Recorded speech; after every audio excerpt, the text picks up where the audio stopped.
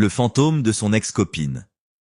Dans un village reculé d'Afrique de l'Ouest, où les anciens savaient encore parler aux esprits, et où la forêt murmurait aux oreilles des vivants, vivait un homme nommé Kojo. C'était un jeune chasseur, connu pour son courage et sa force. Mais derrière son regard perçant et sa démarche assurée, Kojo cachait un lourd secret. Un fantôme le suivait partout. Ce n'était pas un esprit ordinaire, un de ceux que l'on chasse avec des offrandes et des prières. Non, cet esprit-là était celui de son ex-copine, Abeni. Abeni et Kojo avaient vécu une grande histoire d'amour. Mais leur relation avait été marquée par des disputes, des promesses brisées et des regrets. Un jour, Abeni était tombé gravement malade. Kojo, absorbé par ses chasses et ses aventures, ne l'avait pas assez soutenue. Elle était morte seule, le cœur plein de tristesse, et depuis ce jour, son âme ne trouvait pas le repos. Kojo la voyait partout. Lorsqu'il marchait sur les sentiers du village, il entendait son souffle dans le vent. Quand il buvait de l'eau dans une calebasse, son reflet se transformait en celui d'Abeni, le fixant avec des yeux pleins de reproches.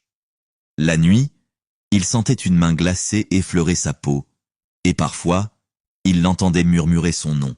« Kojo, pourquoi m'as-tu abandonné ?» Effrayé, il était allé voir les anciens du village, mais ils secouaient la tête avec gravité.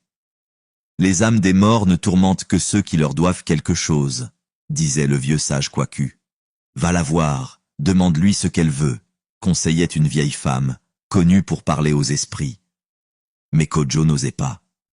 Il avait peur de l'affronter. Le voyage vers l'au-delà. Un soir, alors qu'il rentrait de la chasse, il trouva une ombre assise devant sa case. Abeni. Elle était pâle, ses pieds ne touchaient pas le sol, et ses yeux étaient remplis d'une tristesse infinie. « Kojo, souffla-t-elle, tu ne peux pas fuir pour toujours. Viens avec moi. » Kojo sentit un froid glacial l'envahir. Avant qu'il ne puisse réagir, un vent violent se leva, et tout devint noir.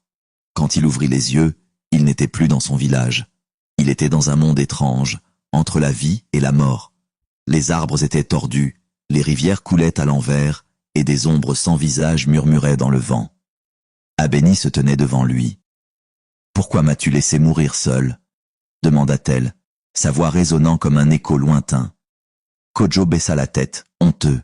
« Je n'ai jamais voulu te blesser, » murmura-t-il. « Je croyais que j'avais le temps. » Abeni s'approcha et posa une main froide sur son cœur. « Le temps ne revient jamais en arrière, Kojo, mais il te reste